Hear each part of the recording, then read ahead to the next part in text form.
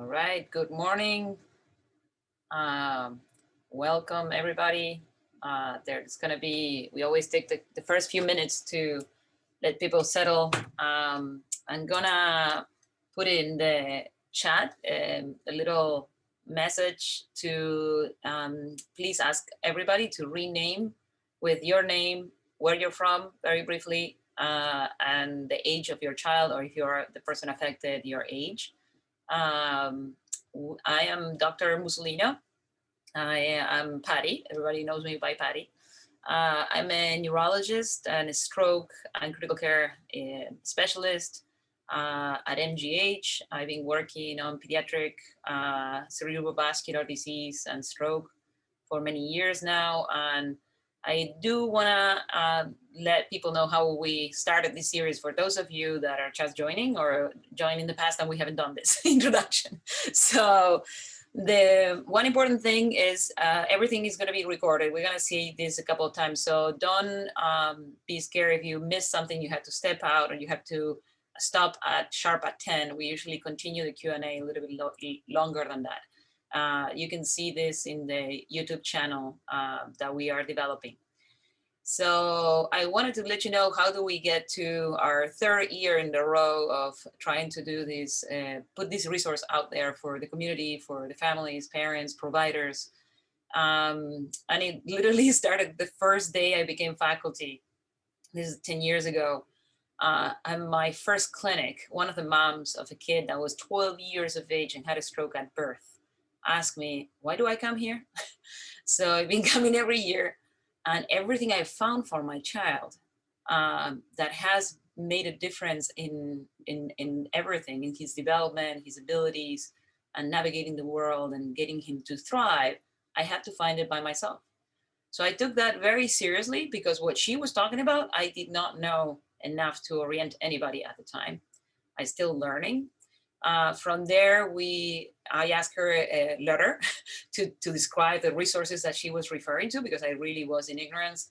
We spent the next 2 years investigating with the students and volunteers and researchers what was available in the Boston greater area, just to start, and recognized, oh my God, there was a lot of heterogeneity and a very difficult access to a lot of the resources. And the most important thing, most parents were listening to at least 20 bells. Like the pediatrician says something, the NICU follow-up says something, this therapist recommends a certain thing.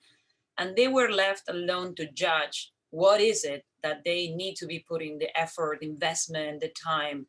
And moreover, that a lot of these things were causing a massive disruption of childhood development. So the activities that the kid needed to do. So in that spirit, we started working with these parents, and more parents joined the team, and we ended up forming a parent advisory board. We very luckily, 3 years ago, we were able to recruit a dedicated pediatric physiatrist, a rehabilitation specialist, Dr. Wishart, which is also on the call. So if you have questions, it's right there. And very rapidly, we became a group of experts of many things that we each other don't know, and we are here to learn. And you will see also in these events that there are a lot of expertise. Like there we have, I just saw Ellen, she's visual cortical processing, an expert at Perkins School for the Blind. We have physical therapists, speech and therapists, and people that also have been working in more integrated developmental therapies. So we had in the past, before the COVID times, done in-person workshops that were in Boston and the whole day, and the kids, the families will come, and there were childcare with the physical therapist, and then the families could have a time right next to the kids to exchange and form community. Very quickly, it became clear that the knowledge was in the room, not in front of the room. So we believe so heartily on this that we are going to do everything we can, and we ask your participation and support to keep this going. It's growing. This is our 5th remote. After COVID, we turned it into a monthly session, and we are having a lot of help coming from experts that families have found critical in their journey. So if you have one of those experts, you're going to receive a survey at the end of the workshop. We ask you to share that, and if you have a connection with them and you think there could be a good resource to share with the community. We also want to expand this. And we want to grow as we can to not be so local in what we can recommend. And today we have an amazing session. The parent board, advisory board has been developed, and a lot of the effort has been guided and speared by Mara Yale. She's herself a therapist. She's also a geophysicist, PhD in the past in another life. And she managed teams, and so she has a lot of multiple different skills. But the most remarkable one to me, the one most helpful in getting this to become live, is that she has and continues to do this journey with her daughter. And her daughter is Mia, and she is 12 already, 11. 11, and she also was affected by stroke. And Mara has not only learned a lot of things with like parenting, but also has brought in some of this therapy, integrative, multimodal approach. So today we're going to have a particular focus on auditory processing. And we are so happy to have had the support also for the patients in this area of Dr. Flood. Gail is here in the call, and she's going to talk after Mara. So auditory processing is not the same as hearing, and is not the same as language. And we're going to learn all of this, but it's really useful that you guys pick on whatever may be helpful to start looking at your child and try to see, do I have things here that I may need to be investigating, or like even things to try to see if I can help and assist my child in school, in the community, in the play. So with that, I'm gonna pass it on to Mara, and I'll be around. Welcome, everybody. Thanks, Patty, for the introduction. So I'm Mara. I'm mom to two daughters, Zoe, who's 14, and Mia is 11 and a half. Mia had a left middle cerebral artery stroke. She was diagnosed at 2 or 3 days of age after seizures when she was still in the hospital. And because her stroke was in the left side of her brain, we were always sort of aware of language development as a possible risk area, as well as right side development overall. And so I'm going to tell a little story about her history, and then Gail will introduce more of what is auditory processing disorder, and how that works. So I'm talking really from the parent point of view. So Mia was lucky to be born with an older sister, Zoe, who was 2.5 at the time she was born, and super, super verbal. So my frame of reference for language development was a little bit skewed because I had this very talkative first child.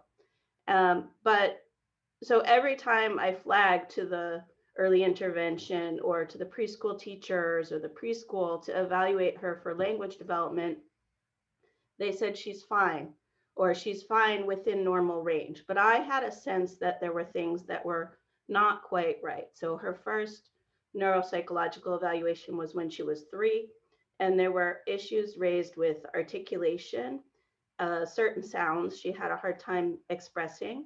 And then she also seemed to have word retrieval challenges. So she'd be talking, and all of a sudden she would be talking around the thing that she wanted to say, or she would freeze up. And the most common way that she froze up was it seemed like she was shy. So especially when an adult that she didn't know super well asked her a direct question, almost I'd say 90% of the time she would look to me to talk for her. And it wasn't because she couldn't talk, but something about her system in that situation was stressed, and then language was harder for her to produce. So I luckily, like Patty was talking about how we find resources. So I was lucky to live across the street from Gail, and she was actually a really awesome source of support when I first came home with this newborn from the NICU. And over the years, we became friends. And when Mia was about 7 or almost 8, she reached out and said, "Hey, can I use your child to do an auditory processing evaluation to teach some audiology students about this process in a case with a child who's had a stroke. So I wasn't looking for auditory processing. I actually didn't know very much about it. And the initial evaluation was really interesting and revealing to me. And it showed that Mia had challenges processing language that came in through her right ear. Sounds, her hearing is fine, but when it's a noisy environment, she had a hard time. And she liked to play and sing quietly by herself in her room, in the bathtub, but in a noisy school environment, sometimes it was stressful. So the first year, the accommodations were just to sit preferentially with her left ear facing the classroom. And then the second year, we had another evaluation. And after that, we added a sound field system. So Mia's teachers wear a microphone that amplifies their voice for the whole class. So Mia does not feel singled out, which is actually really important for her. She has no hearing difference. And the teachers report this kind of intervention actually increases participation for the whole class, right? Instead of the teacher feeling like they have to shout to get the children's attention, the teacher speaks in a normal voice and all the kids, regardless of where they're sitting, can hear better and participate more actively. Mia is now in middle school and has been fully virtual for almost a year of school, and her accommodations look a little different in the virtual learning environment and also in middle school. So even in the process of preparing over the past several weeks for this today's session, we learned things. So Mia is now self-advocating to make sure closed captioning is on during all of her virtual classes. She has some teachers for whom English is not their first language, and she's very funny. She says closed captioning doesn't work as well because of the accent. The automatic transcription is not it's not perfect when there's a non-native speaker. So that's where we are now. I just want to share one more recent story because it connects to when Mia was young, like 2 and 3, and seemed very shy. So she had an emotionally upsetting event recently, and she actually went and asked for a computer to communicate with me. And she, as she was calming down, she typed like a full page to me about what was going on. And it was after that we could have a conversation. So it started to become clear when she was in 1st or 2nd grade, once her writing was expressive enough, that there's a whole lot more going on for her cognitively than she naturally expresses with oral language. And so she's a kid who's really strong with writing. So I just flagged that because that sort of fascinates me. And it also comes out that when she does talk, her vocabulary, like she'll use words that I've only heard her use once or twice that surprised me. You know, that she's learning from reading or from very active listening. So anyway, those are some sort of snapshots of what Mia's auditory journey has been like. And I would like to pass it now to Gail for a more thorough presentation.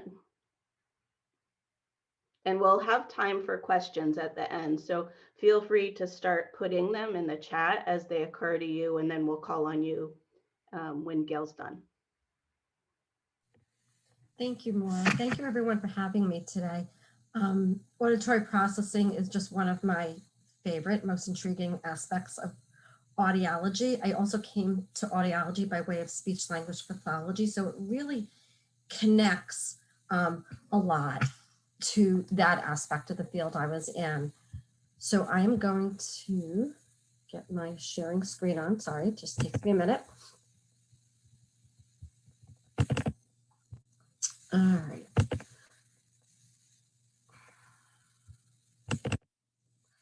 Oops. So really what I want to do is let you guys know what auditory processing is, what it isn't, and kind of untangle that disconnect that we're seeing in our children that we don't always know what's going on, that might in fact be due to auditory processing. So auditory processing, have you ever had a bad cell phone connection? Or has the audio on your Zoom meeting ever frozen or lagged? What if it's not a bad connection? What if this is how everything sounded every single day? Especially if you're tired, especially if you're in noise, especially if you're stressed and in school trying to learn something new. So what exactly is auditory processing? It's like trying to understand what you are reading if some of the sounds are missing. If you are reading this, you are able to fill in what is missing. How are you doing this? With your brain.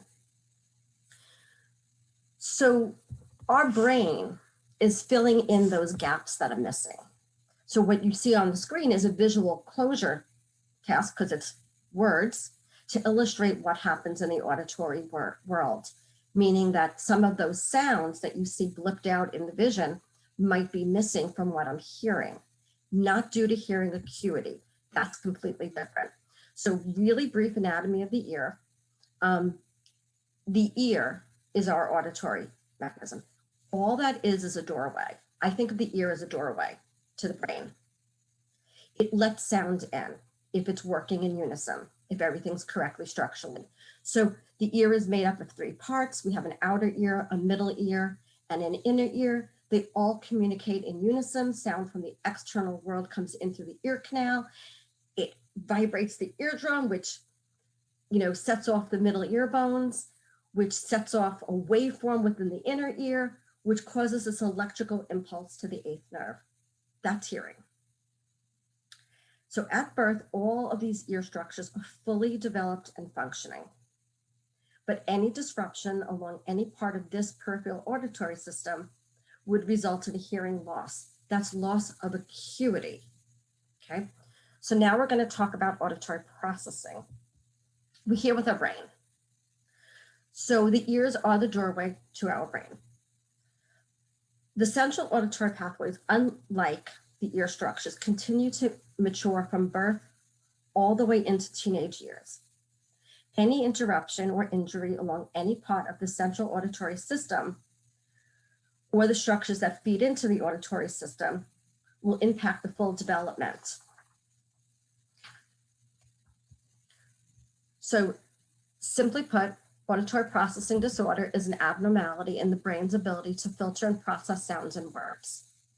It is a neurological disorder that causes distortion or delay in the transition of an auditory signal up through the auditory pathways into the brain. Individuals are struggling to process what they are hearing, but their hearing is fine. So it causes a listening problem. The listening problems often mimic hearing loss in that I mishear words, I'm asking for clarification. It also mimics sensory processing in that I'm really bothered by sounds. So what it looks like isn't always what we see isn't always what it is when we're diagnosing. So then the question is, are there risk factors? So yes, there's lots of risk factors for auditory processing. Some of the risk factors include problems that occur prenatally or during the neonatal period. So that would be considered developmental auditory processing disorder. Auditory processing disorders can be acquired at any point in time throughout our life due to injury, illness, insult, poor exposures, and that's considered an acquired auditory processing disorder. It also can be hereditary and run in families. There's a large incidence of children with, children with families that runs in the family with hearing, auditory processing, learning disabled. Again, we see a lot of auditory processing in that population. And then early auditory deprivation from chronic ear infections. It can also interfere with the maturation of the auditory system. So anything that disrupts the auditory system from developing naturally or that hinders its full development can impact our ability for these really intricate pathways to continue to develop. So what is the prevalence of auditory processing? Oops. So the prevalence, so auditory processing, just so you know, is really considered in the general population in the public schools. It's considered to be a low incident disorder. Okay, so about 5% of the average population of children have auditory processing disorder. It's more common in males than females. 43% of children with learning disabilities also have auditory processing. And there's a 50% incidence of those with dyslexia and coexisting auditory processing disorder. And there's a very high incidence between auditory processing disorder and ADHD. What's unique about the population who's here today for this lecture is that even though it's such a small aspect of our population, it's much more prevalent in this group. So very often, children with auditory processing often go with mixed diagnosed or underdiagnosed. They're often diagnosed with having attention deficit, ADHD, PDD, dyslexia, learning disability, behavior problems, receptive language disorder, expressive language disorder, because auditory processing can interrupt with this or mimic this. So what happens is physicians, educators, speech pathologists, we see what we see on the outside, how we see the child present can often be explained by any one of these other disabilities. But the incident is probably much more like this. So auditory processing is its own category. But as you can see, there's aspects of each one of those disorders that overlap with auditory processing or mimic auditory processing. And you can have an auditory processing disorder and also have any one of these comorbidities. Just like you could have an auditory processing disorder that's not diagnosed. So what does auditory processing disorder look like?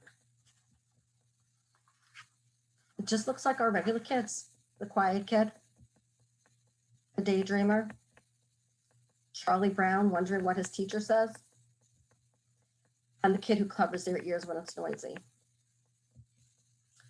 So common signs and symptoms of auditory processing disorder. I'm going to go over a couple of them. The list is extensive, and I could send those through Maura later on. I have them broken down into age groups, what it looks like in preschool kids, what it looks like in early elementary, and what it looks like in high school and adults. But some of the common signs and symptoms would be difficulty hearing a spoken message when there's background noise, difficulty with auditory attention, oversensitivity to loud sounds, meltdowns that we see children have at birthday parties in loud areas, difficulty discriminating the difference between words and sounds. So that frequent mishearing, did I say cap or did I say cat? Difficulty localizing where a sound is coming from. Children will have difficulty sitting for story time. They may prefer to do puzzles and watch TV or videos than listen to books. Books are just too much language to process because it's auditory based. Needing frequent repetition, difficulty listening to a rapid speaking person, difficulty listening to someone whose accent is different. Inconsistent response to verbal directives. Our children might have difficulty following oral directions, but they could follow a written list just fine. Difficulty with songs, lyrics, rhythm, timing. Difficulty understanding jokes or tone of voices. Taking things very literally and getting their feelings hurt. Those are some common symptoms that we would see in our children, but many of those symptoms could really be explained by any one of those other disabilities I had shown before. So how do we diagnose auditory processing? So the big important thing is only an audiologist can diagnose auditory processing. We might have other specialists in their reports who might refer to auditory processing. If it's a speech pathologist, those tests are really looking at language processing, not auditory processing. So to test auditory processing, an audiologist needs to review the case history. They need to rule out peripheral hearing loss, because if there's any true hearing loss, we can't test auditory processing because we're really testing the hearing loss, not what's happening in the pathways. And once hearing loss is ruled out, the audiologist administers a battery of tests that tax the auditory system in a whole bunch of different areas to see where the breakdown is and how we can then explain it and remediate it. So to test auditory processing, the child needs to be 7 years old. There's a little star next to that because there are screening tools for younger children. So I could screen children who are verbal in about late preschool, kindergarten, first grade very easily. But at that age, you can get a lot wrong and still pass these tests because the system hasn't fully matured. So as we get older, we get a lot more intricate things measured. And as we get older and the brain matures, we expect to see a lot less wrong in the tests. And that's how we're really able to develop and look at the whole child. So I say this with a grain of salt when I say the child needs to be typical, developing, and have normal cognition, because we're assuming that auditory processing is a breakdown in the auditory pathways and not due by another issue. Again, if everything's developing the way it should, or even if it's delayed, but delayed in a way that's sequencing in the order that we would expect, then we can certainly test the child. Speech and language needs to be normal to near normal. So my answer for that is, can the child repeat simple words? Does the child have the language to understand simple directives? If so, I can easily test the child. Normal hearing is really important. And for me, the primary language has to be English because I'm not fluent enough in the language. So yes, the battery does exist in many, many languages, but only a person who's completely fluent in that language can assess somebody. So what's really important is the auditory processing battery needs to consist of well-balanced tests. You're testing more than one area of hearing and language. So we have monaural tests, which mean I'm testing each ear individually, one at a time. Just what's happening in the right ear, what's happening in the left ear. And there's different tests I do for that. And then we have dichotomic tests. What happens when information goes into both ears simultaneously? I put a different piece of information in one ear, a different piece of information in the other ear, and could that brain hear both pieces separately and distinct? And could my brain separate information if I heard one message in my right ear and a completely different message in my left ear? So I want to keep taxing the brain to see where those breakdowns are happening. And then we look at also temporal processing and temporal sequencing. Can someone hear the cadence, the rhythm of speech? Because we get a lot of underlying meaning through the cadence and rhythm of speech. So I'm going to go a little bit briefly into the test. So the first test will be a test of auditory closure. So really that's looking at the person's ability to fill in what's missing or distorted. So I like to think of this test as the Wheel of Fortune, which is a visual closure task.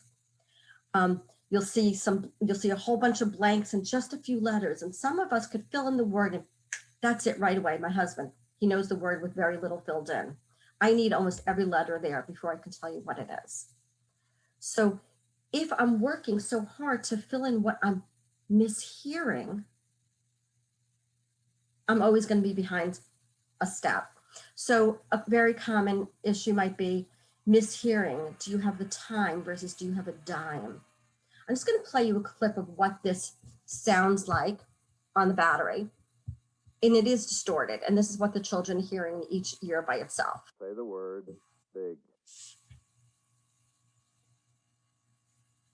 Say the word that. So the next test in my monaural battery is looking at auditory figure ground. That's our ability to listen in background noise. So I like to think of this as my coffee filter in the morning. I put my filter in my coffee maker. I don't expect to have any grinds in my cup. I want to have a nice, smooth, unbothered cup. What happens if I'm in background noise? My brain normally, I acknowledge the noise in my environment. I walk into a group. I hear other noise, but I could focus on the speaker. I could divide that attention. But if my coffee filter isn't working in the morning and I get grinds on my coffee, that's similar to someone who cannot keep the background noise in the background. We're being bombarded by all the sounds and unable to just focus on the speaker.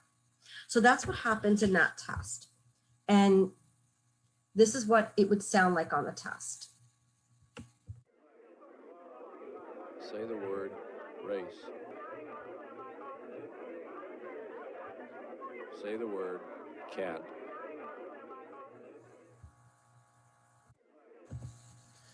So those two tests represent tests that go into each ear by itself.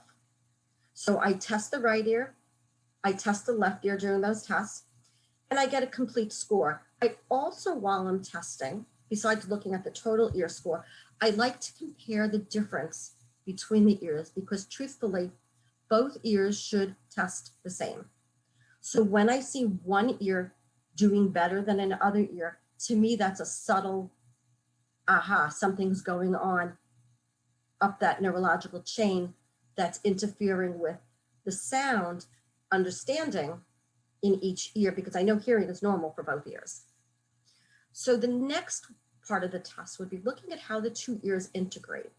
So for this test, there is a word or a number given in one ear, and the other ear, there are two individual words or two numbers in one ear and two numbers in the other ear, and the brain has to tell me all the numbers. So when I test a child with this, I might find interesting patterns. I look at a total score, but I'm also looking to see, does one ear surpass the other ear?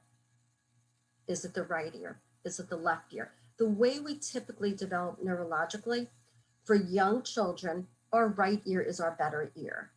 It's because language is well developed in the left brain. And that's all it illustrates when we have a right ear advantage on a young child. As we mature and become 11, 12, 13, 14, we expect both ears to be equal when we do a dichotic test. So I'm going to hear equally well, even though there's two different pieces of information. When that's not happening, we could say there's a maturational lag, or if it plateaus and we don't see it get better, we could say it's disordered. Now, we know when we have this young population who've had insults to their brains, and we're seeing that, we could also assume that it may not mature. And what do we need to do to remediate it and help exercise? So by where the breakdown in the test goes, it helps me get some information on where the breakdown is and how to work on the therapies. The next test looks at how both ears separate information. So for this test, there would be a message in the right ear. There would be a different message in the left ear. The listener is asked to only repeat the message they hear in the right ear, ignoring that left ear. And then we do the opposite. Tell me what you hear in your left ear, ignoring what's happening in that right ear. And again, for normal listeners, we can do this equally well in both ears. As you know, a 5-year-old and a 7-year-old, we're going to see a stronger right ear under normal circumstances. By the time I'm 11, 12, those two ears are going to be virtually identical. When we see patterns of both ears bombing or a left ear doing much better than a right ear, we start asking questions. Where's the breakdown? What's different? Or we see that right ear advantage long after we'd anticipate seeing it. So again, that lets us know neurologically something is different. The next test is temporal processing. So temporal processing is really critical for the perception of speech and music. The rate, the stress of my speech can change the meaning of the message. Where I put the stress on the inflection can make it a statement or a question. It could also be sarcasm, you know, nice shoes. So it's really, really critical that we could hear these subtle differences. So this is what this test looks for. So I'm asking a child to listen to 3 beeps. They're either high in pitch or low in pitch. And to tell me with their words, using the words high and low, the pattern that they're hearing it in. So they're listening to the difference, but they're also labeling the different because it's testing different things. This is what it sounds like.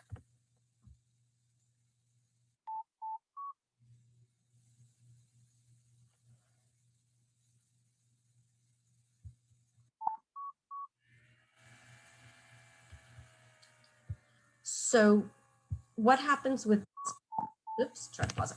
So what happens with this test is if I could recognize the pitch differences, my right brain is perceiving that. But for me to label them, the message then has to go to my left brain to come up with a label. So that's another way that I look at this. Now, if a child could hum the pattern back, I know that it's getting there into that right brain. So the sound, the contours are there. Their ability to retrieve it, to tell me the pattern, I'm asking a different piece. So that gives me some information on how the two sides of the brain are communicating and integrating as well with a different aspect of speech.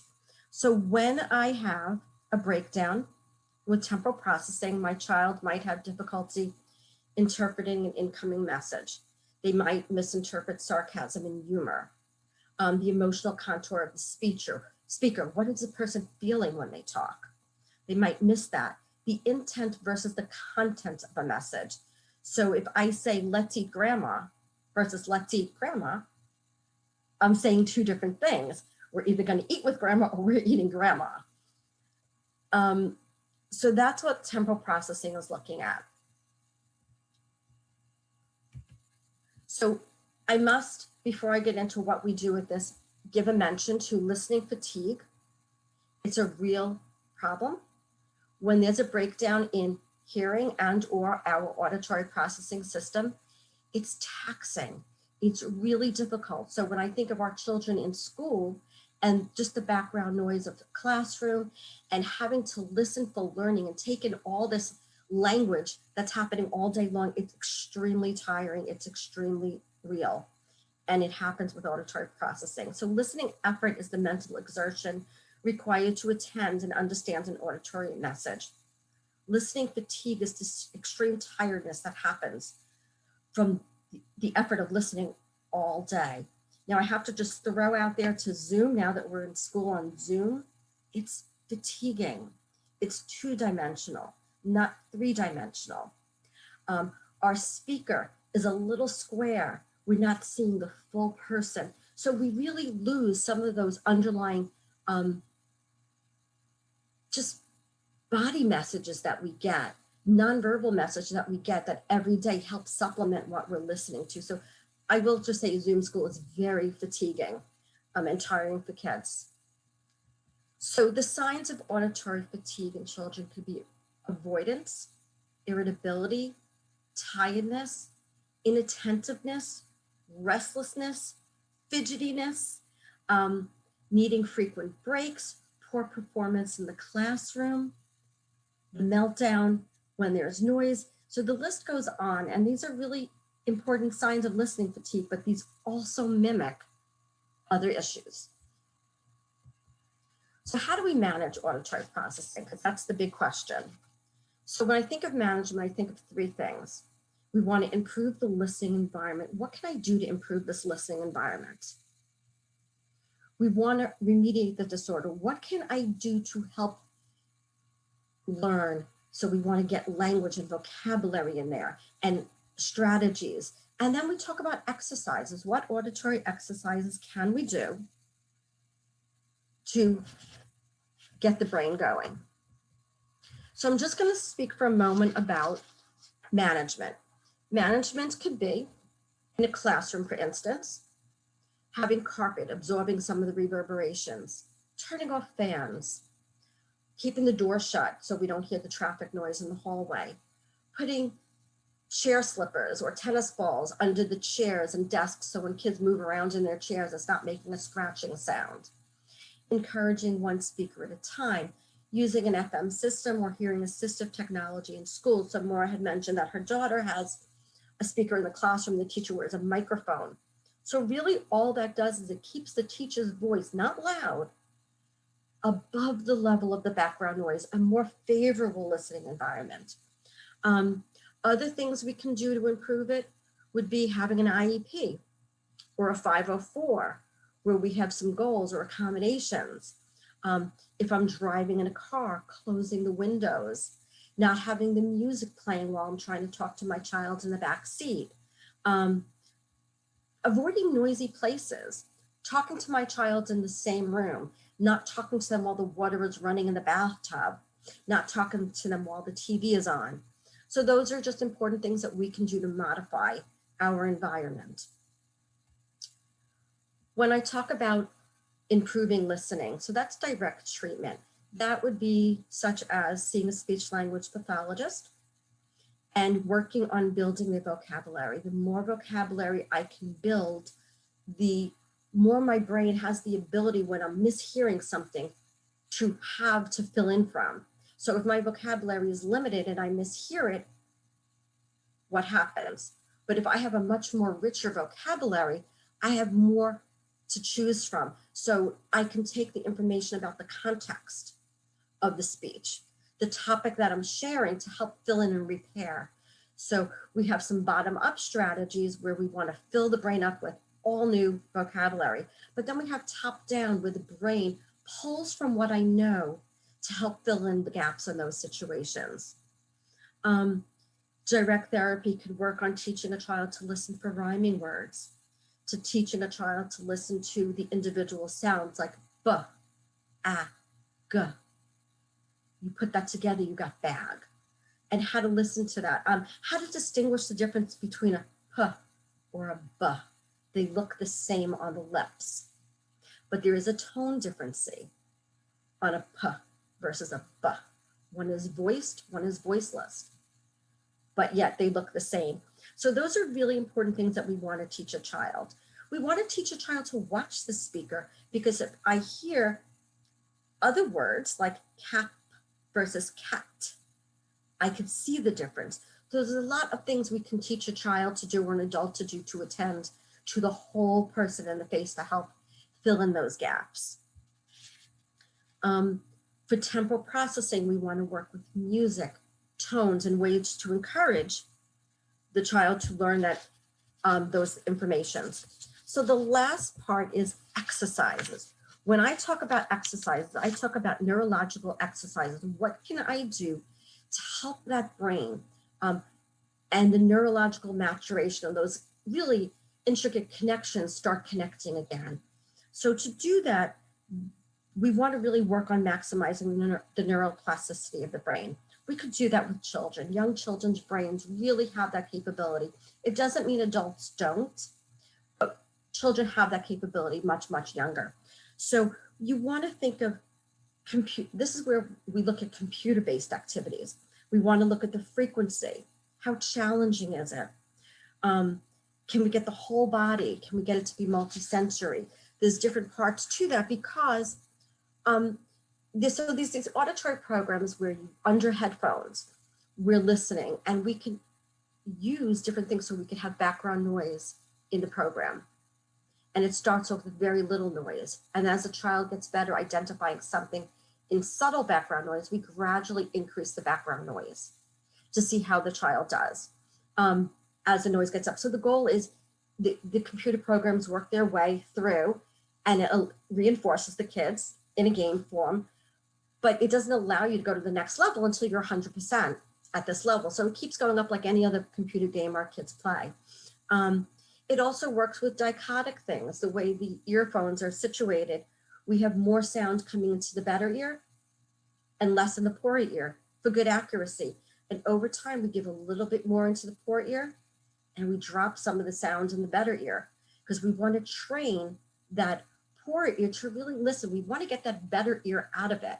So we see other therapies that do, like amblyopia, you would patch the good eye, or we might restrain the stronger arm to get that other arm to start working. Well, we want to eventually train that weaker ear to be doing the work and remove some of the sound from that good ear. And we can do that with mixing and channels on our computers to give that.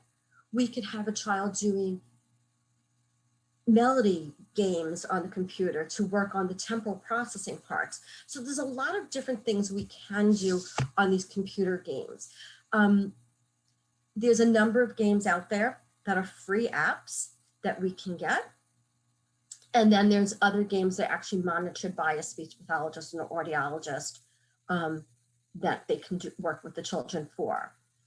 The way they're worked is I would then look at the child and see what the breakdown is, and I would recommend the therapy or the activity that would enhance that problem.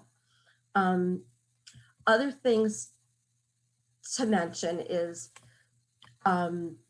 games and things we do with our children all the time. When we're playing with our children, how can we get them to attend to auditory skills? Like, did you hear that? That's a bell.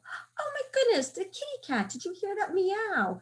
Really constantly labeling what we're hearing in that environment, paying attention to sounds, a conditioned response to sounds, associating meanings with sound. So we could put a bunch of toys in a box and I could put my hand in and jiggle it with our eyes closed. And we could play name that sound. Again, we're teaching that brain to recognize very common sounds in our environment. And those are things we can do very meaningful in our environment with children. So it's really important. We want to be aware of the sound. Musical chairs is a great game for paying attention to sound, anticipating that something is going to shut off. Associating meaning with sound. Again, like I said, the box. Games such as giant step. You may take a giant step. You may take a little step. What's that other game? There's so many of them. I just blanked on that other one. But again, you have to listen for subtle things. Simon Says. Simon Says, touch your head versus touch your head. Again, listening for those subtle things. Those are great childhood games that really, really facilitate a lot of language, a lot of directives with language. The other thing that I'm going to throw out there is that there's games, multisensory games that are really, really important to developing this. And the reason I say that is because a lot of these games are multisensory games. So they're really causing me to use both sides of my body. And it's integrating things from the bottom up. So one common theme I see with children who have breakdowns in dichotic listening, I always would ask parents, so Johnny had trouble learning to ride a bicycle. And they're like, how did you know that? Because everything integrates from the bottom up. So if my motor skills aren't even low down, bottom up, if I'm not walking up the stairs, step over step, and I'm going step, step, step, step, my body's not fully integrated. These are subtle things we see. We might see that our child can't swim arm over arm, but yet in the water, they could flip around like a little fish. So again, that's telling us some information on their body's integration. The more activities we can do that allow for integration of the whole body also really helps. So when I play Simon, there's twofold. I'm listening to the harmonics or I'm looking at the lights. If I'm just looking at the lights and memorizing the sequence of the lights, I can only do so much. If my brain listens to the harmonic pattern, it can hold much more. So it actually really is teaching us something. The game Bop It, it has a verbal thing. So it's, twist it, pull it, tap it. It goes in a rhythm. If you do it out of order in the rhythm, if you do it out of order, you're out. If you break the rhythm or the pattern of the game, it also too slow. And he's really sarcastic. When a kid can master that, I tell them to put in their non-dominant hand because that's a whole new challenge. So there's a lot we can do. The game Twister, a great little game that we do with kids. Again, it's the whole body integrating. And those are really great activities. Other things that are great is skipping, climbing a ladder, hula hoop, because it's causing the whole body to integrate. Doing hula hoop and singing a song at the same time. And really, that's what we really want to do. Build the child as much as we can from bottom up in their everyday life and not always focus everything on therapy because it is really tiring being in therapy all the time. So how can we make therapy fun and part of our regular childhood activity? And that's why those are really important things to look at when I look at the whole child. So I'll recommend things for school and accommodations. I'll recommend therapy, to see other evaluations, but I'm also going to recommend reading, taking turns reading. A parent might read a page to a child with their expression, the kid will read it their way. And again, we begin to hear that rhythm and flow and that takeover. And it really makes a big difference as our kids develop and work. So that is my quick, I feel like there could be a lecture for every one of these topics that I discussed today. So I'm just going to throw it out to people for questions, clarification, and anything else that they would be interested in. Thanks so much, Gail. If you can stop, great. That helps us all see each other. So I'm scrolling back through. There was an adult. Shayna, if you want to phrase your question, you can unmute.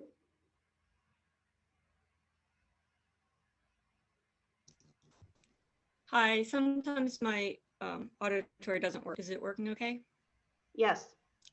Okay, great. I am wondering about, there were, in the description of the class, there were several specific exercises that were recommended. So are we going to cover those?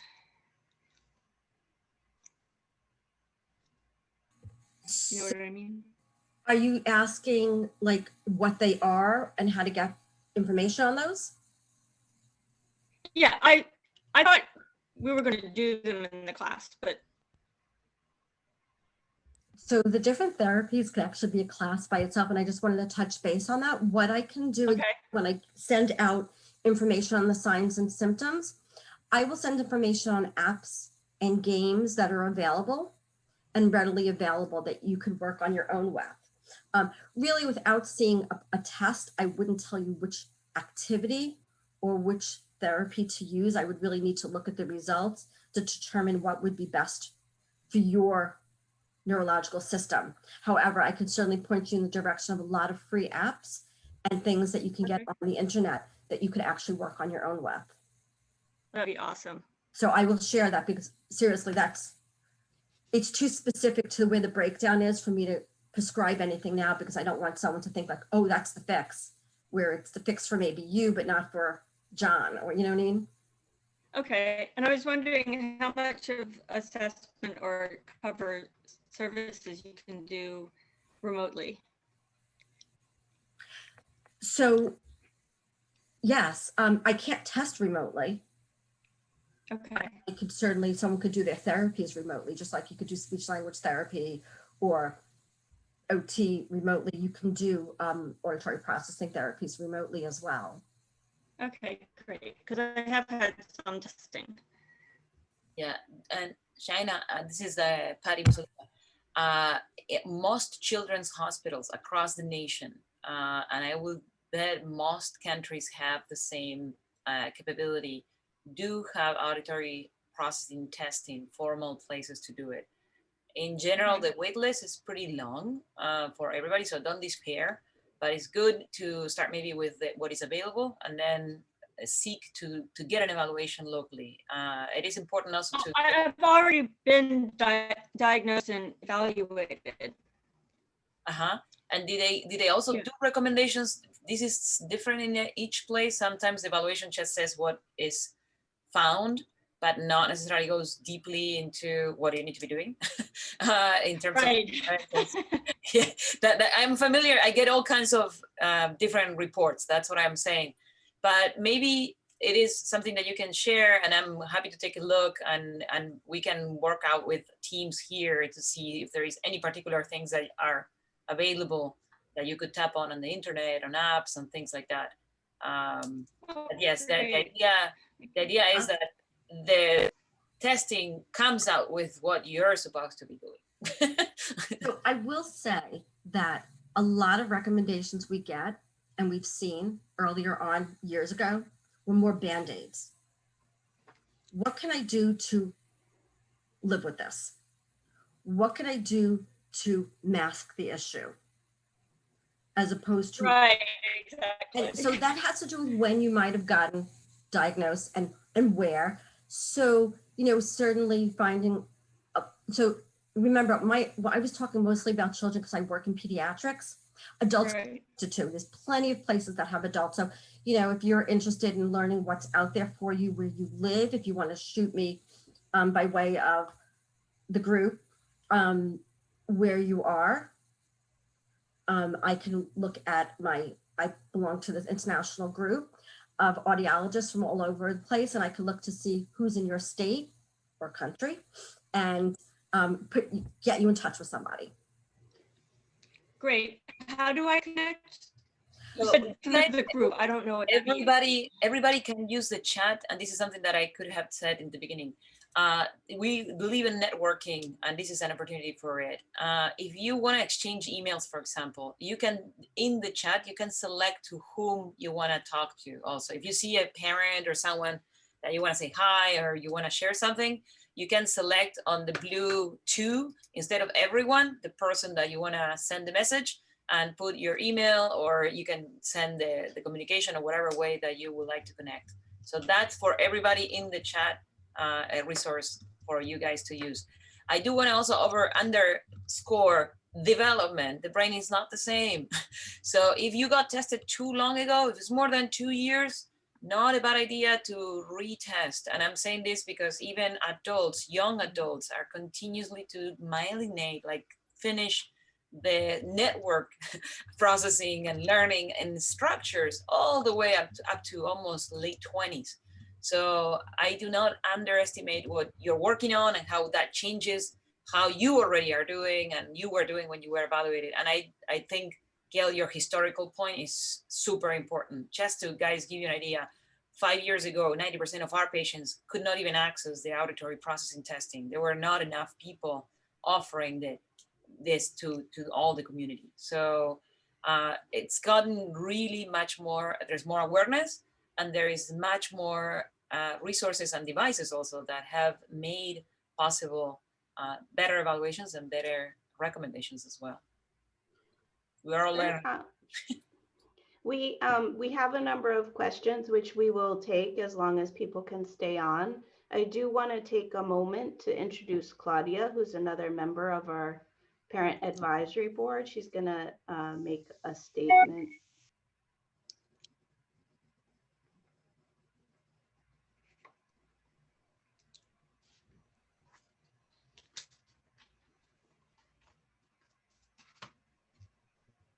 Claudia, you're muted.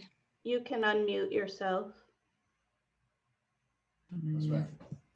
Okay, here I come. Can everyone hear me? Hi. Hey, everyone. Thank you so much, Gail. That was wonderful and so informative. I just wanted to say, as a new member of the Pediatric Board, thanks for being here today. This is also important to me since I share your challenges. Pediatric stroke brings us all together. I'm the mom of a 20-year-old son Alex, who suffered multiple strokes between the ages of 10 and 13. I witnessed firsthand the critical care and continued support that Mass General offered our family while going through the trauma of pediatric stroke. And more importantly, as we're learning through these educational series, moving forward with what our new normal is. My own son, Alex's life has benefited greatly by donors supporting this underfunded research and family education. Dr. Mussolino, Patty, and her multidisciplinary team that support today and future pediatric stroke education series are essential to our children and families, and also the adults that are on these workshops. Through their tireless dedication, this supportive workshop is up and reaching around the globe to you, bringing research and hope and resources. This community has become more accessible over the last 7 years due to Dr. Mussolino and the Pediatric Stroke Board working as a team, listening, which is the key word from today's educational series, sharing and striving to give our children the tools to successfully move forward. It's your children that drive their knowledge, compassion, and passion toward giving our families what each of us need to move forward for our children to thrive. I know we share a common goal of moving our children to become thrivers, not survivors. Please donate to this vital workshop to continue the hope and promise that is possible. Thank you. Thanks, Claudia. And I put a link in the chat if you are able to donate to support these efforts that are all volunteer run for now. Maggie, if you're still on, you had a question about underage 3.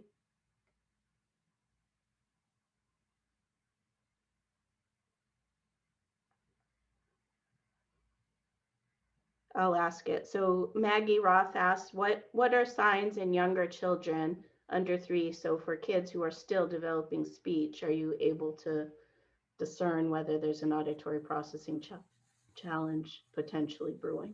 It's much more challenging with the younger kids, but certainly we can be looking at things that we expect to see. You know, can the child listen to rhythm? Can the child play with rhymes? Does the child like music? Does the child like being read to? Does the child cover their ears and scream over a loud noise? So really just watching how the child develops, just like similar to you, you saw subtle differences that you couldn't explain.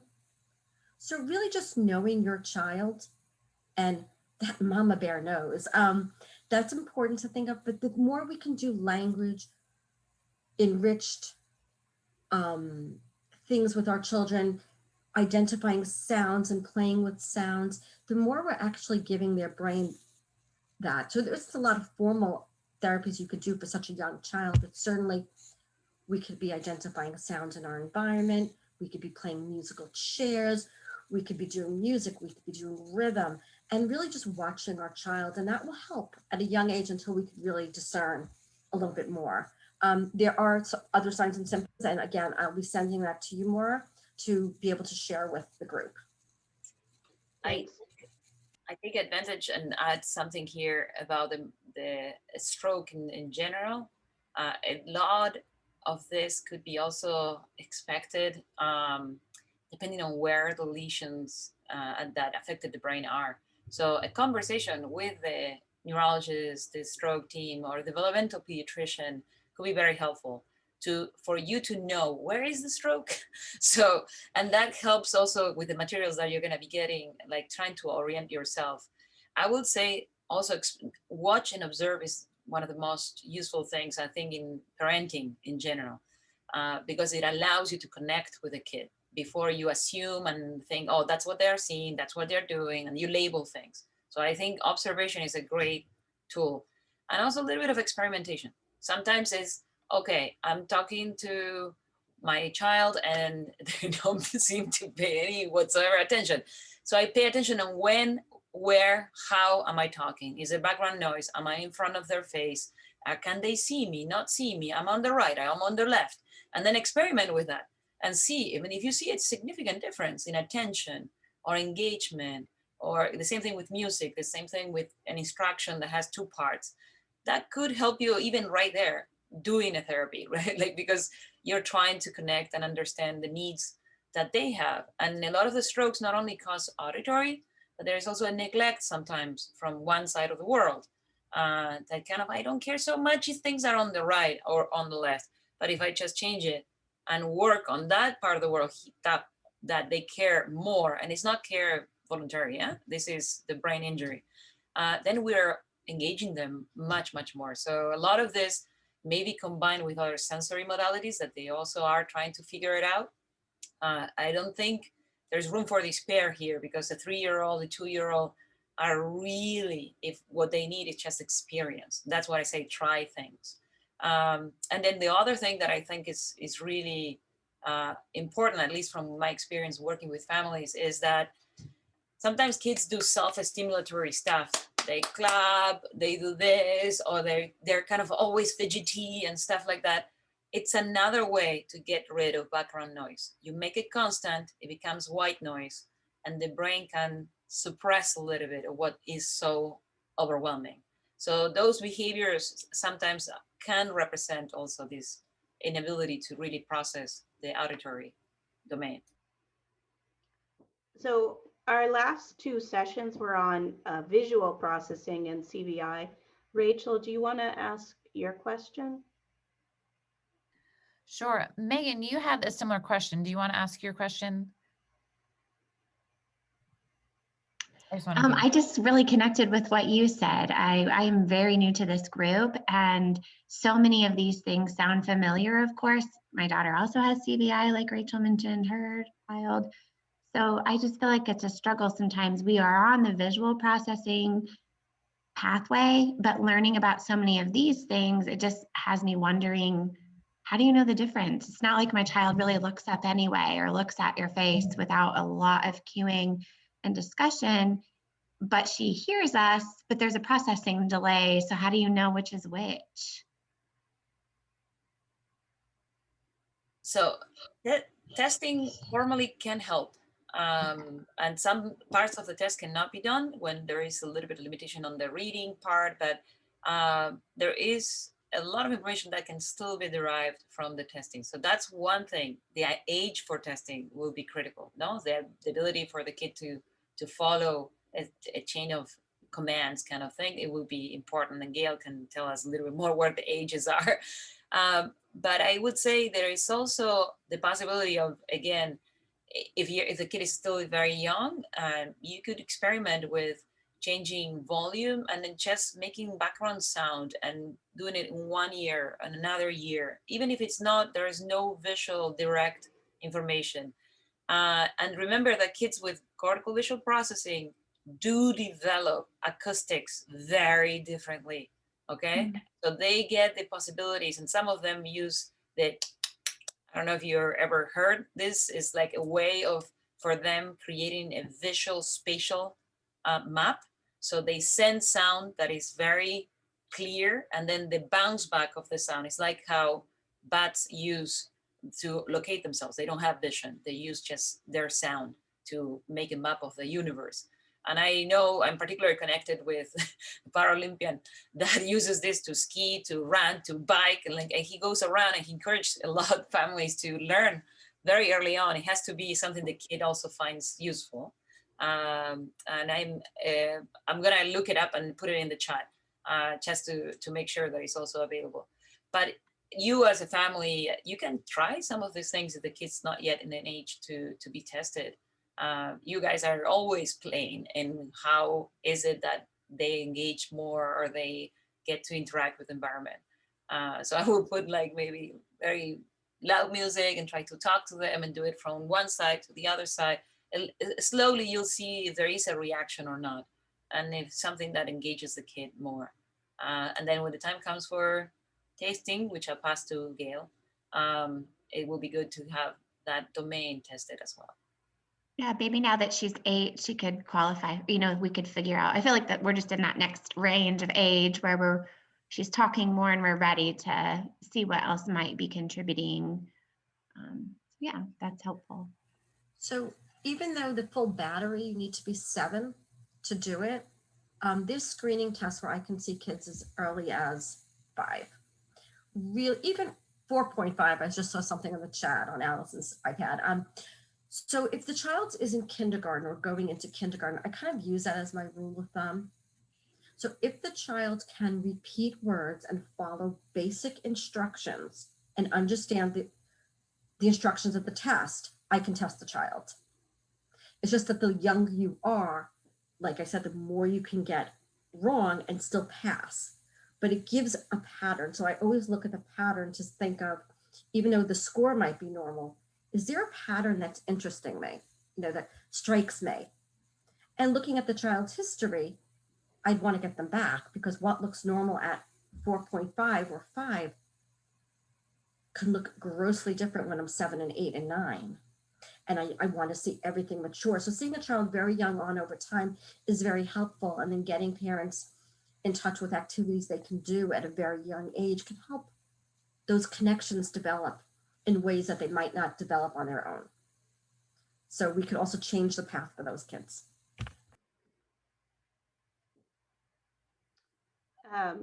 Ellen, do you want to ask your question about non-traditional language?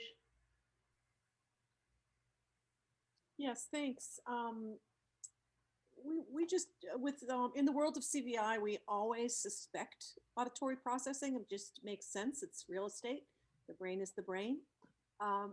So how do we take a look at those younger children who don't have traditional language, either receptively or expressively?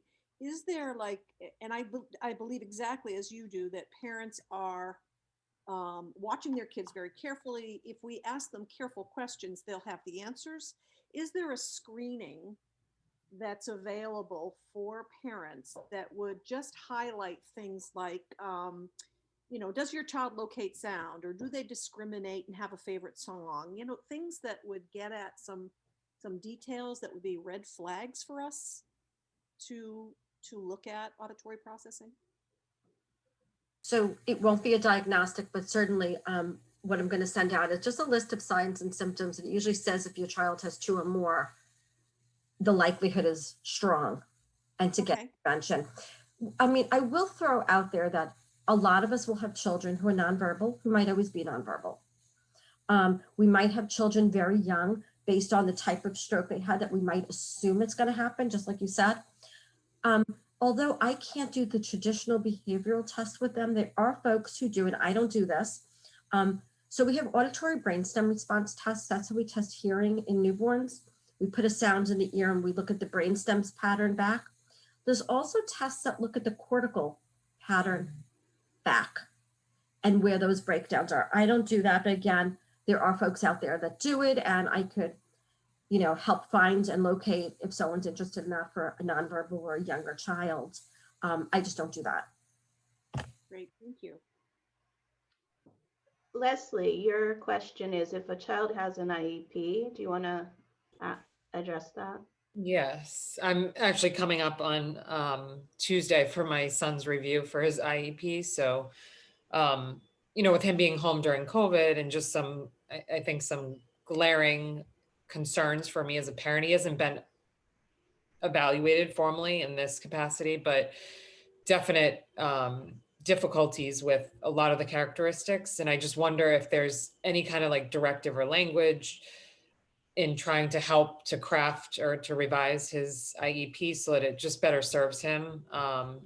He's definitely very delayed in following tasks. So anything spoken, he freezes, he can't follow. He needs basically almost para assistance, but I don't have that yet. But it's just following along in the classroom environment is extremely challenging, and there's definite anxiety around it. And especially now that there's more children coming back to school, I'm even more concerned because it just, I think, makes him feel just more nervous, and which obviously gets in the way of being able to get to that next step. So I don't know if there's any language without a formal evaluation that I can help to include. The only thing I'm going to say about the IEP, because I'm not an educator, but I do go into schools very often, is that we don't have to wait for our annual evaluation to meet with the team again. Anytime a parent or a teacher has a new concern or an additional concern, you could call a team meeting. So you don't have to wait for the whole calendar year to meet. Certainly, if you just met and you had an evaluation, you could say, I have new information to share, and they have to have a meeting. But I realize if you haven't gotten that testing, if you have a new concern, you could bring it to the team and say, I have a concern that I feel isn't addressed by the IEP. Could we look at this? There's some listening surveys that an educational audiologist, if there's an educational audiologist in your town, could give the teachers to fill out, and just listening risk surveys to see, is that child at risk for listening difficulty compared to their peers? And if there's red flags, that's a reason for the team to either set up an intervention or refer for further testing. So the language that works really good for schools is not, I think my kid has a problem. Oh, I'm worried about my kid. I'm worried about my child's access to the educational curriculum. That is school speak. Soon as you say, I'm worried about my child's access to the educational curriculum, or I'm worried that my child's language isn't developed enough to keep up with the curriculum, or I'm worried that my child can't listen and process at the same rate as his peers, and he's missing and has gaps in what he's learning, that's a red flag. That's schools jump in and do intervention. So it's really just learning their semantics. And I definitely obviously should have him evaluated. He's just turning 7 in June, so He could be he's probably ready for that now that he has more access to, to language, and it would be a good evaluation. So thank you for. Yes. I'm gonna put 2 flags here, guys. There is a survey we ask you to fill and participate in giving us feedback for improving this series. Question number 7, we're gonna have an interview with a special education specialist. And we're gonna record that, and it's gonna be available as a resource on how to interact with the school, what kind of things you can ask, not ask, and what is the process and how you advocate for your child. We need questions from you to ask these experts. So if you can send us your questions in that question that we send, number 7, you can put any questions you have that had to do with this school interface on getting services, on getting the educational part. And I think, Gil, thank you for saying accessing the curriculum. That's their mission, okay? So this goes for kids that are older. We're having a ton of no services whatsoever happening when the kid is 8, 9, 10, because they already kind of access the curriculum and they don't see the benefit of continuing OT, for example. Even if a kid has a hand that has difficulties, a way to sometimes access the curriculum is, can my child go to school and go to the bathroom and put his clothes up and down? And you understand, the hand is not just for writing. And of course, if he's doing the other hand for writing, they're gonna say, we don't need this OT because he accessed the curriculum. Accessing the curriculum is a broad thing. So it's being able to be in school, interact with the kids and get to classrooms and have an experience that is nourishing developmentally. So you have to phrase it the right way. But remember that there is a lot of ways to keep asking for resources that the school has. They're limited, so they do have to see a reason and that they can do something, no? That there is going to be a benefit from it. But please help us get these questions asked rightfully to the experts, because we all have different experiences about that. Vicky, you asked about the resources, and we keep mentioning we'll share them. So we're building out a YouTube channel. We're building a website for a nonprofit called Young Global Stroke Alliance. Everyone who's registered will receive the links to those resources when they go live. We'll send email. And I'm going to continue sharing on social media, which is how many of you found this. Karen, you could ask your question if you're still on.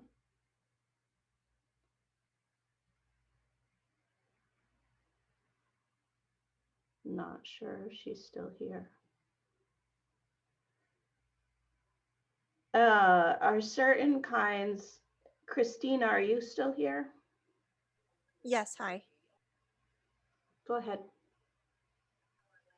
Hi, my question was, I was just curious what types of stroke are, if there is a particular type, are more likely to have audio processing disorders? So the dominant hemisphere injury in general tends to have a more impact in a lot of these executive networks and sensory processing. So if you have an injury to the left hemisphere, I'm going from very big to more specific.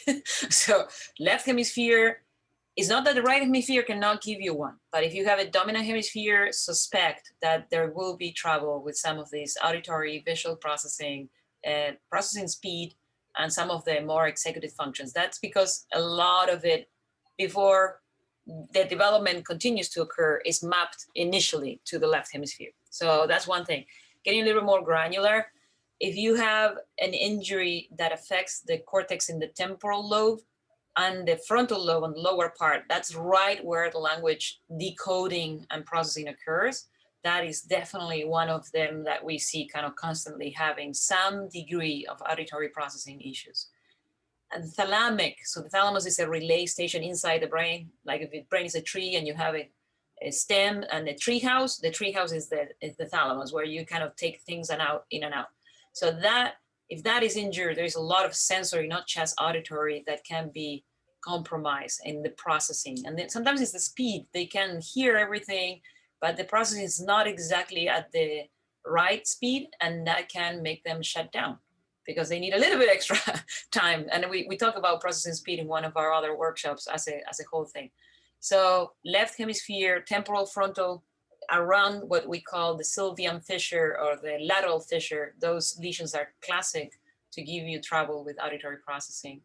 And then thalamic, it will have more sensory integration with other modalities as well. It always depends on the specifics, but at least that's a good start. Right-sided large strokes, of course, they do too. So I don't want to diminish the impact that a stroke on the right side of the brain can have in auditory processing. It is something that happens and it needs both hemispheres to connect. If you're ever going to do this thing that we were saying of location of things, for example, location of sound, decoding where it comes from. And a lot of things that are coming from the right had to get to the left to be decoded for the language part. So there are connections that could be damaged even in those small, oh, my kid have, I just saw a question, is small vessel disease like white matter, those teeny tiny stroke, medullary vein thrombosis, those are taking part of these networks. They are taking a hit on the highways, if you want. So maybe none of the nerve cells that process this are affected directly, but the way they connect are affected. So I would say always ask the question to your neurologist, straightforward. Could this lesion and where it is in the brain cause problems with auditory processing? It will make them think. They might have not even thought about it. And if this happened to me, that's what I'm saying it so openly, that just ask and try to see. And this is what we want to develop in all of you guys. Just learn about the stroke in your kid and become the expert that advocates and asks the questions so the resources become available. Thank you. So I think I've caught the majority of the questions in the chat. Is there anyone who definitely has a question that I missed that wants to unmute and ask? I saw something about neurofeedback, and I was just Oh. curious if there was anything about that where I'm sure that could be its own presentation as well, but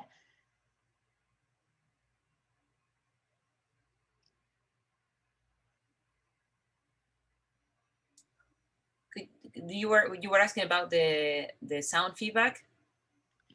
well, I just saw it in the chat that someone had asked about neurofeedback, and I know I work in an adult brain center, and they do recommend that for cognitive. So we use that word a little bit promiscuously.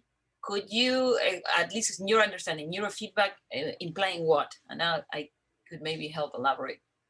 Sure. I guess I do know a little bit of difference between like where you are kind of hooked up to electrodes and there is some feedback given from a software program. I know there's a lot of different groups that use this neurologically, so I'm just curious. All right. So it's interesting that we have all kinds of terms for these things.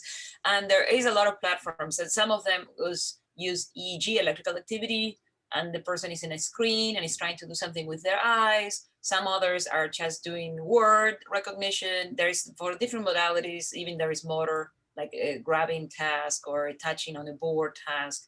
And it could be an EEG, it could be a functional MRI, it could be a near infrared. What they all do is try to see what parts of the brain are activating by different modalities that can be sensed, flow, electricity from the outside, and return a feedback to the person doing the task. And it does it and adjusts it based on what electrical activity is seen. The majority of these are in research modality, meaning we are trying to understand how do we use them. And in fact, we do have a study right now starting in the summer for virtual reality, for example, which is another way of doing feedback. You track the eyes and see how a kid learns in virtual reality versus not virtual. There are many of this in the research sphere. There are some commercial things that I've seen that you wear a helmet and you can do an app and things like that. My impression, and this is going to be very personal right here, COVID time, too much screen time. Guys, get out, go into nature. Neurofeedback, the weather, the wind, the sound, the trees, the color, the shades, the temperature, that's neurofeedback. And as you move around in an environment that you're not necessarily familiar, because even if it's your backyard, it has changed because it's daytime, because it's nighttime, because it's colder, because it's wetter. Like that is neurofeedback. There's a lot of in the environment that we can use. And I will discourage to get too attached to something because the brain is also tricky. And mostly when the brain has a difficulty because it has had an injury, it will go for economy, guys. And if you teach it to do something that is easier that way, it will start neglecting the other ways of learning. So there is a balance. So let's go not too much on anything. You can experiment. I'm a very fan of experimentation and observe. And if it's something that it derives joy and then it allows the kid to transition to something else. There's a lot of things in the phone that derive phone like joy or an iPad, but then you cannot get the kid to do anything else. And that we know is not helpful to development and family life, which brings other behavioral problems if you don't address it. So those are my 2 cents on that. And we do have a BrainGate neurotechnology whole team at Harvard, MIT, MGH that is trying to develop this for rehabilitation, like literally for specific injuries. There's possibility to participate in studies. So you have to Google, they're all in clinicaltrials.gov. If you want to find rehab studies, if it's funded, it's serious, and it's done in a formal way, it will be there. Any study in humans in this country is mandated to be reported in clinicaltrials.gov. So you can put the search, it's very easy to find it. So if you're interested in participating in research, which we encourage every family, they usually have wonderful experiences with this. So there's one more question from Ellen, and I actually think that it's a really important one. Do you want to come on and ask it, Ellen? I have something to say about this, and I know Patty does. Yeah, I know. Certainly in our world of CVI, we're getting people coming forward with claims about all kinds of stuff that are going to help kids with CVI. And I always, I first ask, where's the research behind that? Because I think that research is important. What's the efficacy of what's being recommended? But what we would throw that into is a promising practice rather than a research base. So we really, I think, want to be very careful to make sure what we're recommending is something that's got research behind it. I feel very strongly about that because I think the more and more that certainly CVI and auditory processing in this case becomes a thing, you're going to get remedies. And I just feel like that's really important to have it vetted and researched. So I actually want to speak to this first from the parent point of view, as well as from, what one might call an alternate practitioner, but I'm grounded very much in science, but I practice Feldenkrais, which is an educational modality. So when you have a child who's had a stroke, there is not enough research-based, evidence-based research to make decisions. So you have to actually make decisions for your child immediately based on what you learn, both from the physician team, the therapist team, and from other parents. And so it's like you're constantly weighing and measuring what you're learning, which is part of what we're doing with this series. We, the experts, are learning all the time from each other. So like Patty's learned a lot about auditory processing and is now referring a lot more kids for auditory processing since my daughter first got evaluated 4 years ago. And we're partnering to get more research done all the time, like with the iAcquire clinical trial for constraint-based motor usage. So I want to pass it to Patty because I know she's passionate about the research, but that the education of all the different approaches is augmentative to the research. I think, Ellen, thank you for the question. This is in the heads of everybody in this call, the clinician, the therapist, and the parents. And thank you, Mara, for putting it that way. So I have my hat in more than 60% of my time is in research and trying to find how genes operate and cause a stroke, how we can understand the lesions and see what to expect and how to guide these interventions. And what interventions are being effective if not. In fact, for the patients in our clinic, we also have a survey to learn about all the interventions that the kid has been exposed to and how they're doing now. And we're going to compare that with their lesions in the brain to answer exactly these questions. It's like, oh, are we seeing kids thriving in certain domains because they have had access to certain therapies? A lot of it really is a task to be done. And that's why I also encourage anybody that is interested in participating in research, let's go work and look for ways that we can all be part of that community because we need it. To be able to not leave parents alone on what Mara is describing, which is I had to go to a blog, and if I landed in the wrong place, who knows? Like, it's very difficult. It's difficult for me to judge, and like literally it takes me hours when I find a beautiful statement and a well-done web page to realize if the content is vetted. And what we're trying to do, and there's a lot of preparation for these sessions, is really try to vet everything that we're trying to put out there, not to discourage you, but to empower you. Yes, may not be done in stroke, and this is what Brian Wisher has also reviewed for us, but we have this experience from other developmental spheres, and we have interventions that we know that at least do not harm. So first thing, when you have to think about something, could it harm my child? And I would say kids are very resilient, and anything you do short term, and if you do it with a caring and observing kind of you're open to the feedback the kid is going to give you, is very unlikely you'll harm them.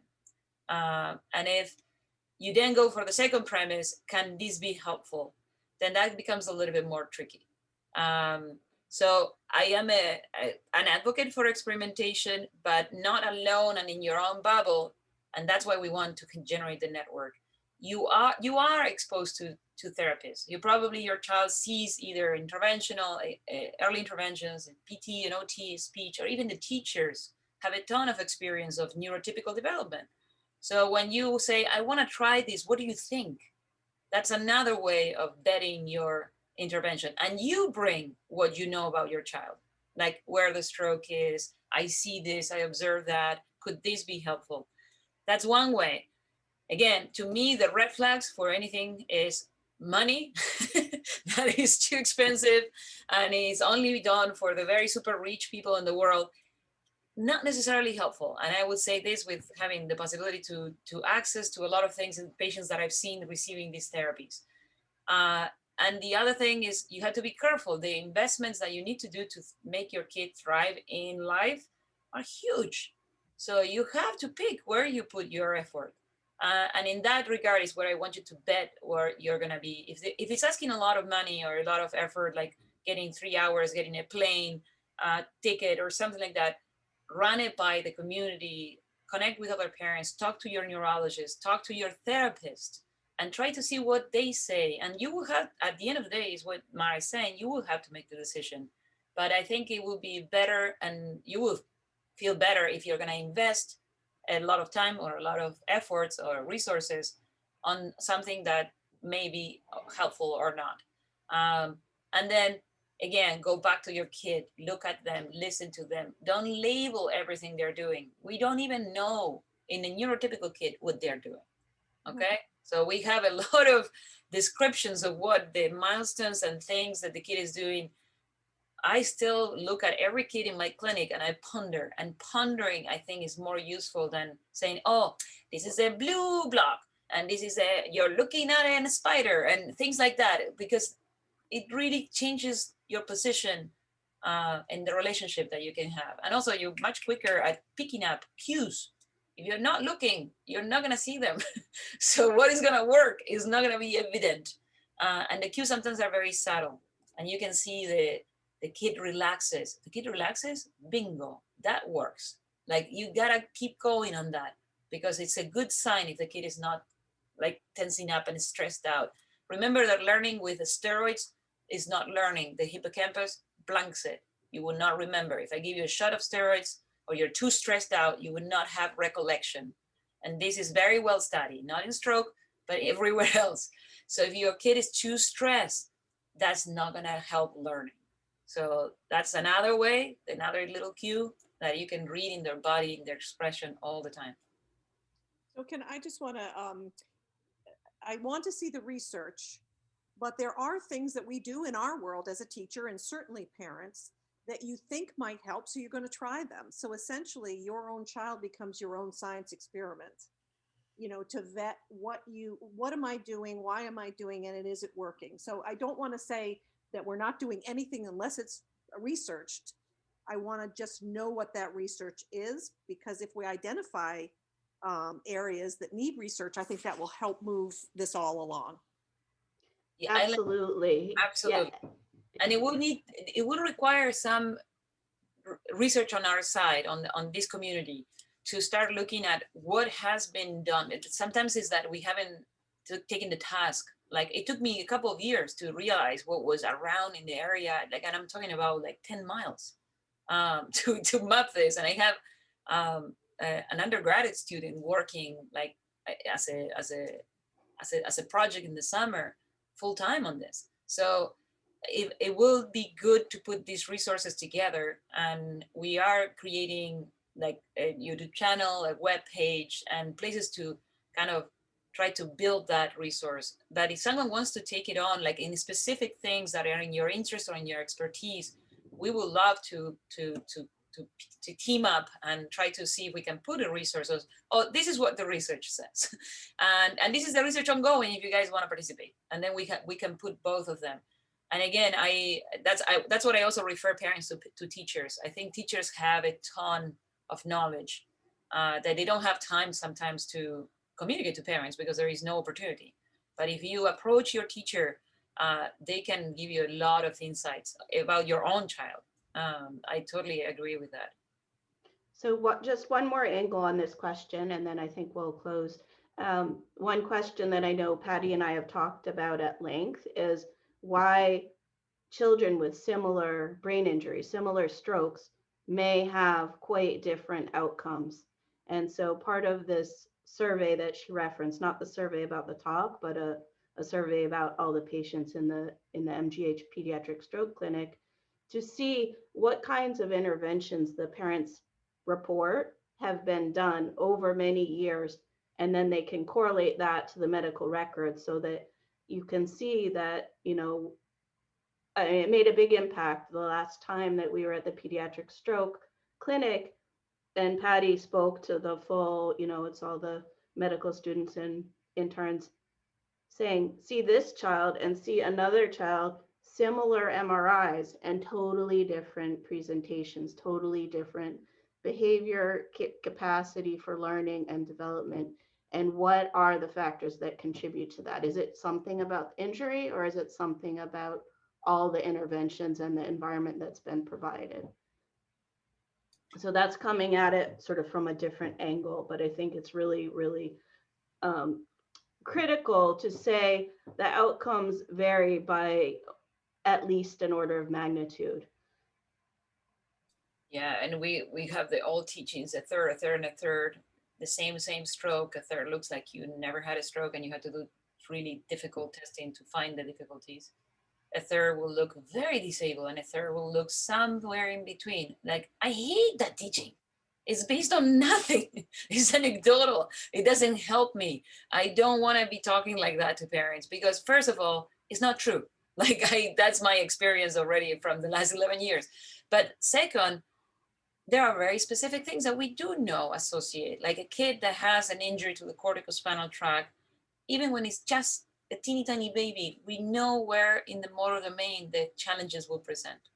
Sometimes what I was talking about, where the lesion is, will put me in the alert on what needs to happen. And I use this again for those that are very new with a new child, little guy. Early interventions, if the kid is doing great, quote unquote, we'll say, you're done. Now, we don't need to see this kid, never, okay? If your child had a stroke and you know it has had a stroke, you need to have them come and take a look at your kid monthly, bi-monthly, and not only because at 1 year, they don't speak, they don't necessarily walk. How am I gonna find out if they have a challenge? You understand? It might look very symmetric, but that's not the point. And the other point that is very important is you cannot get services in school easily if you're not coming out of early interventions at 3 years of age. And you know the gap that there is between 3 and 5. So you really want to be a family coming from early interventions to school resources when your kid is 3 years of age. So that's another plug into like things that are there are mandatory, are state-wise and nationwide. But I see a lot of kids discharged from early interventions. They're doing great, awesome. Come back next month. We just want to have your eyes to take a look at the kid. We're parents. We're looking at other things. We need a team. That's how I usually, and you should have your neurologist backing this up if they say, no, we don't going to provide this. We do letters for all these cases because it's unknown, the minimum that I can say, what these kid challenges are going to be. And that's why our stroke clinic follows for life. I also see them as adults. Claudia's son is an adult in college and now is still my patient, and Claudia is not invited any longer in any of the appointments. So, but this is why, because I could never learn what to look for if I don't follow and see them develop, getting older, independent, going to school, trying to find a job. Like these are the things that are going to be different, and I don't know how. So try to work with people that will, even if it's not a neurologist, it could be a pediatrician that is really savvy and keen at understanding development that can help with this. So I think it's a really good point. Excellent to have the conversation. Thank you all so much. Our next sessions, I know several of you have already signed up. We are finalizing dates, but we have a late March session on constraint-induced movement therapy. And then we have an April session on speech and language development. And we have 2 sessions in May. So we're set for the next 4 and invite you to keep going back to that website where you registered. And we will share a survey after this and then resources as soon as they're available for download. And if you want the update on CVI, please go to Perkins. They have a lot at cvinow.org as well as Perkins. Thanks again for your participation and your support.